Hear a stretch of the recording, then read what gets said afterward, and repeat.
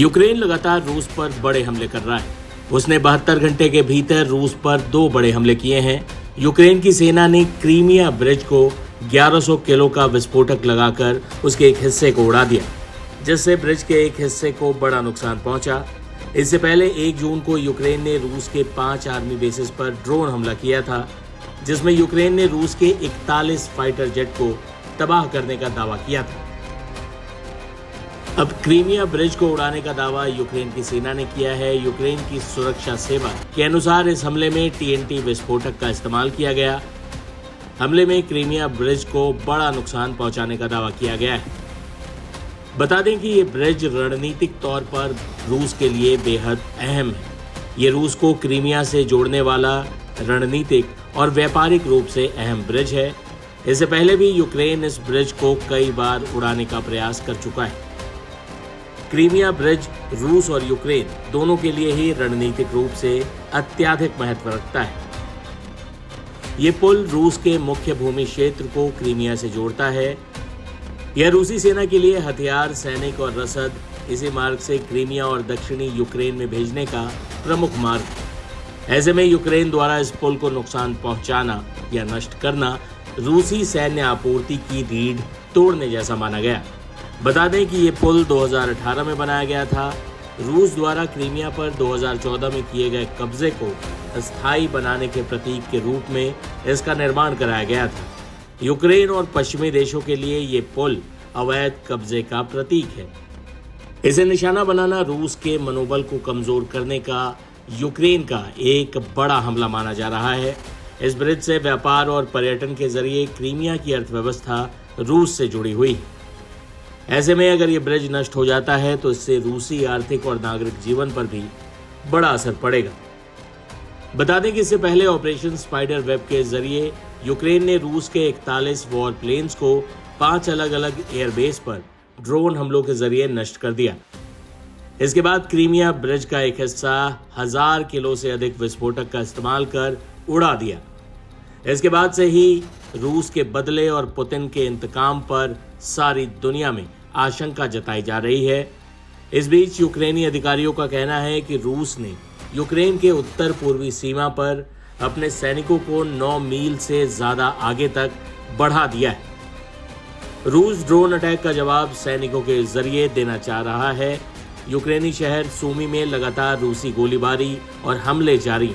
सूमी में 3 लोगों के रूसी स्ट्राइक में मारे जाने का वीडियो भी सामने आया है। बता दें कि रूस ने यह हमला अपने ऊपर हुए सबसे बड़े हमले के बाद किया है। ऐसे में रूस और यूक्रेन के बीच शांति की सारी संभावनाएं दूर की कौड़ी लग रही हैं। रक्षा विशेषज्ञ ध्रुव कटोच आशंका जता रहे हैं कि रूस अब यूक्रेन पर अपना अब तक का सबसे बड़ा हमला करने की तैयारी में है।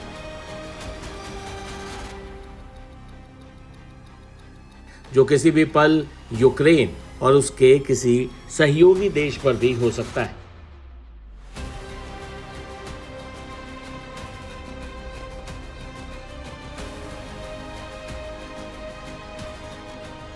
देखिए, ये सब इसमें 2 हिस्से हैं। एक तो जो एग्रीमेंट हुआ है प्रिजनर एक्सचेंज का और डेड बॉडीज़ का, ये तो मैं इसका तो हम सब स्वागत करते हैं।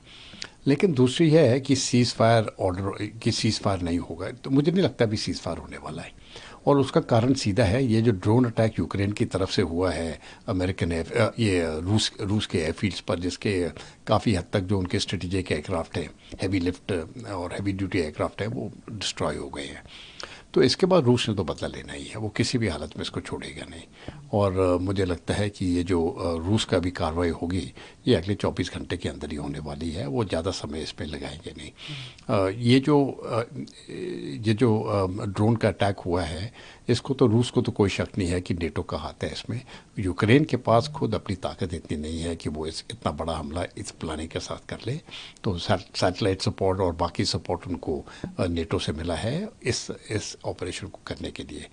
अभी हम आगे अभी देखना क्या है कि रूस का रिएक्शन क्या होता है। क्या रूस सिर्फ यूक्रेन के ऊपर ही हमला करेगा या किसी नेटो कंट्री पर भी करेगा?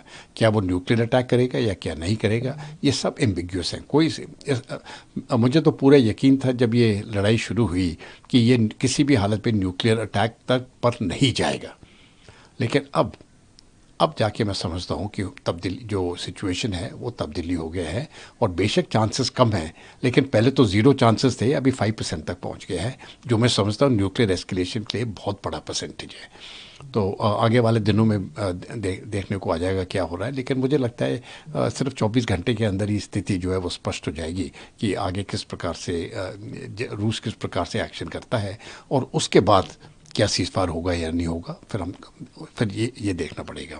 ये निसंदेह रशिया यूक्रेन युद्ध के संदर्भ में एक सकारात्मक घटनाक्रम है, सकारात्मक इस कदम है, और इसी तरीके की अगर सद्बुद्धि, इसी तरीके का जो विजडम है, यदि दोनों पक्षों में प्रिवेल करता है तो जाहिर है कि इस युद्ध को इससे शांत कराने में, एक सीज फायर को और एक शांति प्रक्रिया को सफल बनाने में इससे निसंदेह मदद मिलेगी। और जो ऐसी रिपोर्ट्स हैं कि 307 युद्ध बंदियों को रशिया यूक्रेन ने स्वैप किया है, अदला बदली की है।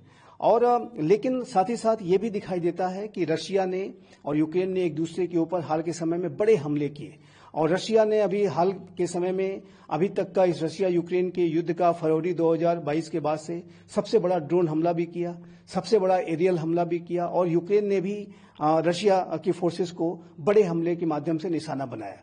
तो ये युद्ध ये युद्ध अभी भी जारी है, और इस युद्ध को समाप्त होना चाहिए। अगर ये युद्ध समाप्त होता है तो ये न सिर्फ इन दोनों राष्ट्रों के लिए बल्कि पूरे विश्व के लिए एक अच्छी खबर होगी।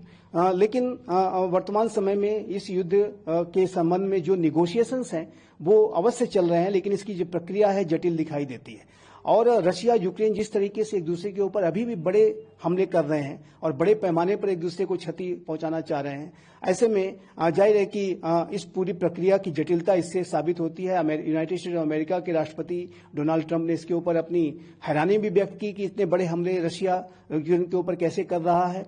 लेकिन जाहिर है कि दोनों देशों के बीच में अगर सद्बुद्धि से अगर ये राष्ट्र काम लेते हैं, विजडम प्रिवेल करती है, तो ये दोनों देशों के लिए अच्छा होगा और युद्ध के को शांत कराने में इससे मदद मिलेगी। और प्रिजनर स्वैप की ये जो डील है ये इसी दिशा में सकारात्मक कदम